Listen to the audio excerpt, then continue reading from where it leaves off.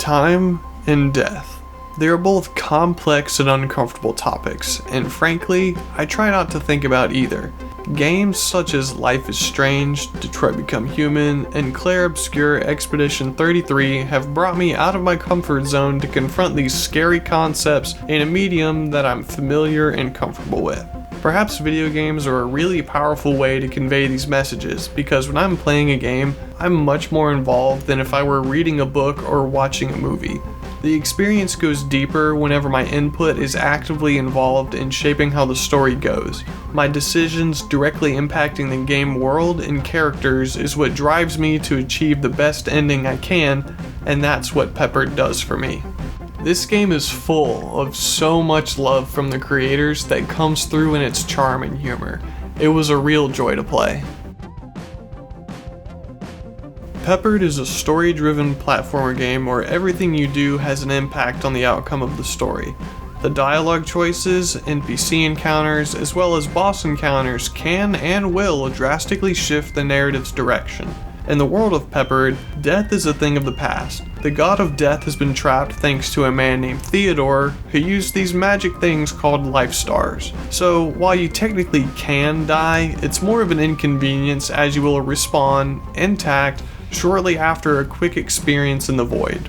Inevitably, the day has come when death tries to break free, and it's come down to you to save the day. Or don't, it's your choice. Will you fight tooth and nail to save the world as you know it, or will you become complacent with everyone's eventual, inevitable demise? The pixel art is beautifully crafted. Everything is so well drawn, and with the choices of color, the details on your screen are easy on the eyes and easy to read. Look at these life stars, so shiny. The decision to make the main character's jacket yellow was a good one, as it helps them stand out when you've got a lot going on the screen, helping the player keep track of them. The lineless art style serves the game very well. The complexity of the character designs would be tarnished by any black lining or outline. The artwork conveys incredible emotion and action. I can't imagine this game looking any different. The designs of all the characters are interesting. Almost everyone you meet is some variety of what I can only describe as anthropomorphic monster. There are obvious ones like the Cyclops and the alligator at the intro of the game, but what is the main character? Some kind of rabbit? Are those ears? Are those horns? Is it their face, or is that a white mask? It's never really explained, but that's the least of our concerns with the god of death looming around the corner.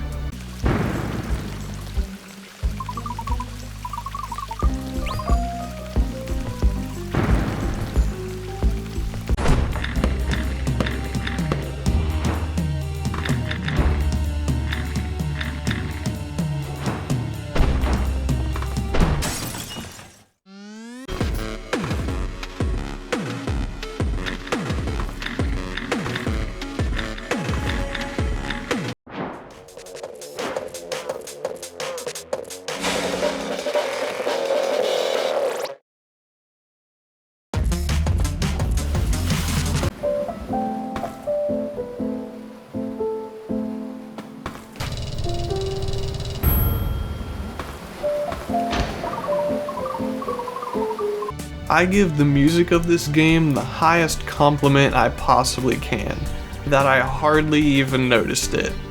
Every song fit so appropriately in the moment that I was drawn into that experience, and it blended into the background for me. I had to go back and watch footage to figure out what to say about it right now. It's when music is bad or out of place that it sticks out like a sore thumb, and I did go back, and yes, it's really good. The sound design, on the other hand, I did notice. This time it's a good thing. Everything gives audible feedback, which I love. When I hear the sounds of things like jumping, sliding, interacting with objects in the environment, I know my button inputs are registering. So when I fail, I know it's on me and it's not the game. It's the worst feeling when it feels like the game isn't working with you, and audible feedback is a good and easy way to communicate that it is. The gameplay mechanics are pretty standard, run-of-the-mill platformer mechanics. Nothing to write home about, but they're used well because the levels are designed with intention. You have a jump, crouch, slide, glide, and a nifty crouch jump for extra height that's never outright explained that you can do it. You can also do this jump while sliding, and you have a slam that uses both an attack and a bounce off of jump pads. There are hidden platforming challenges to keep your eye out for that test your patience and your platforming skill if you're into that. And if you do all of them, you can achieve a secret final ending. Other than that, the main gameplay is choosing between 2 dialogue options. Every once in a while, the game will throw in a new mechanic for a minigame to break up the pace. Similarly, there are unique boss fights to present you with a new and interesting challenge, which affect the game if you win or lose. The story of this game is the main draw, with its 11 different endings. Some are kind of similar, and others drastically different. To get the full scope of the story, you have to play the few main endings, as I'll refer to them. If you have any interest in playing this game, I suggest you stop the video now and explore the endings yourself. The real magic of this game comes from not knowing how things are gonna go. I'll be going along with what I consider to be the true ending, and touch on another ending a little bit after. If you're still here, buckle up because this one's a doozy. As I said before, the game takes place on the 100th anniversary of conquering death. It's been 100 years of no longer aging or dying. The elders are trapped in their frail bodies, while newborns age into adulthood until they stagnate. Today is the day of the annual ceremony where the hero Theodore must recharge Death's prison with a life star, except he's gone missing. Who will save the day? The city erupts into chaos, and if you so choose, you become the only person willing to take a stand. The player character is never named, so from here on we'll refer to them as Pepper. After grabbing the life star and diving off a building, Pepper is quickly met with the main opposition to their mission, Merdeka, a hard-ass, by-the-book cop who tries to stop them since they stole the star. I really enjoy her character and have to respect that she follows the rules to a T, even keeping herself at a disadvantage at times. After escaping her and filing an apology letter to the company for leaving early, Pepper makes their way to the theater where the ceremony is supposed to take place. Upon their arrival, the cheering crowd quiets and becomes uneasy. You'd think there would be someone happy to see Pepper arriving with the star at the very place it's needed, but no. During this whole thing, Pepper gets branded as the Star Thief, so instead of a welcoming party, there's just an ass beating waiting for them, as apparently Theodore is the only one allowed to use the star. One due process later, Pepper is landed in a Judge Judy equivalent courtroom where the public opinion is the rule of law. The interactions with NPCs up to this point will dictate much of the case, but a silver tongue can convince Merdeka to let Pepper have the star and reactivate Death's prison. In the back room, the time has come. Insert the star and...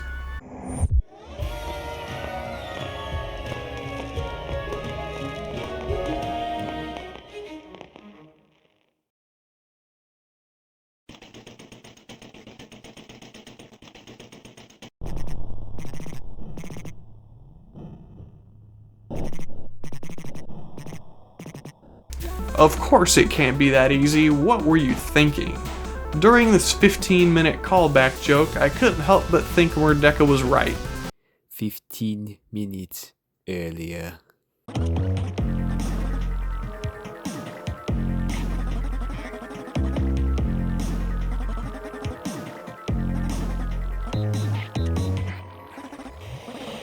My first time doing this puzzle took me 14 of the 15 minutes. I was freaking out near the end. I wanted to succeed so bad.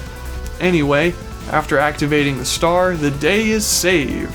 Pepper gets revered as the new hero and is rewarded with access to the hero-exclusive golf course. Peace never lasts forever though. In fact, it didn't even last 24 hours as news breaks out that Theodore has stolen Death's prison with the plan to deactivate it for good. Again, it's up to Pepper to save the day. Chugging through the golf course with Merdeka, the newly allied pair find their way to Theodore's manor. After far too much golfing, they finally reach the doors. Merdeka urges Pepper to grab some extra batteries while she reads through old Theo's diary, providing some much needed context to the situation to understand how the world got to where it is now. The story goes that one day the brilliant scientist Theodore Glagolev takes on the greatest question of all. What happens to us when we die? He gets his hands on a few life stars and conducts the most terrifying experiment. He dies. He dies. And dies again. And again. And again. And again. In fact, he dies so many times that the god of death decides to take a visit to the material plane to meet Theodore. Over time, they become friends, but with one begrudging disagreement.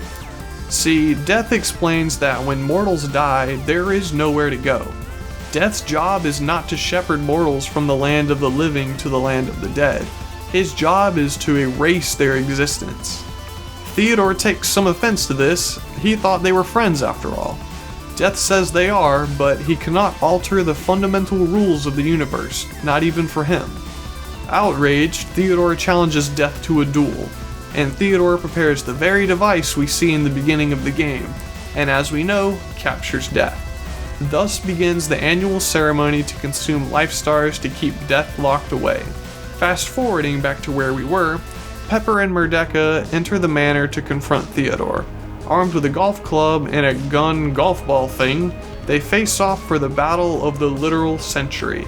Theodore, tired and jaded, over 100 years old by this point, fueled by his desire, or rather his need, for his final rest and return of natural order, versus Pepper and Merdeka, young, hopeful, aspirational people who want to maintain the life that they were born into and know, to live their lives without the fear that it will end prematurely. The two forces clash, pummeling one another, and it is Pepper who deals the final blow. Theodore falls. Rising to take his leave, he gives a grim warning. Though they have won today, they won't have this opportunity next year. All of the life stars have been used in the struggle to stay alive. Without any more to fuel the prison, Death is certain to return on this day, exactly 1 year from now. What that exactly means in a world without life stars, we don't really know. All we do know is there's only 1 year before everything changes again forever. So let's remember to live the way we want now, before it's too late.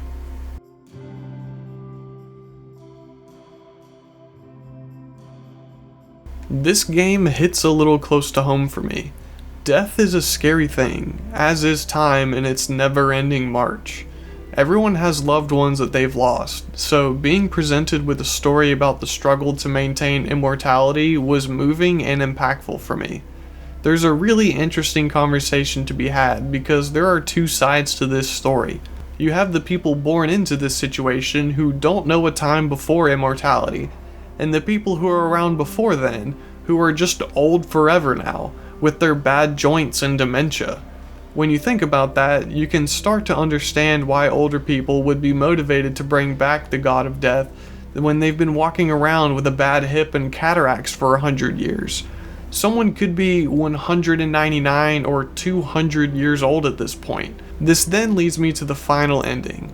Ending number 11. Final spoiler warning. To keep it brief, the final ending is finding this Chaos Emerald looking dude in hidden locations, and at the final location, before you reach the final chapter of the game, Pepper gets transported away to have a one-on-one with this guy in his true form, and he offers them true immortality. They accept, they turn into a life star and get hurled off into space, which then begs the question, is it worth it? To be truly immortal, never dying, but never being in the form they knew, as they are now a star floating in space. Maybe they are conscious and aware. Maybe they aren't. Perhaps if they were conscious long enough, they would reach a point where there's nothing left to do, think, or say. So they just stop thinking and just exist out there. Would that basically be the same thing as death? Ooh-wee. Well, if you made it this far, thank you so much for watching. I hope you enjoyed. Leave a like if you did, and subscribe for more. Let me know if there are any games in particular you'd like to see reviewed. Take care, and I'll see you in the next video.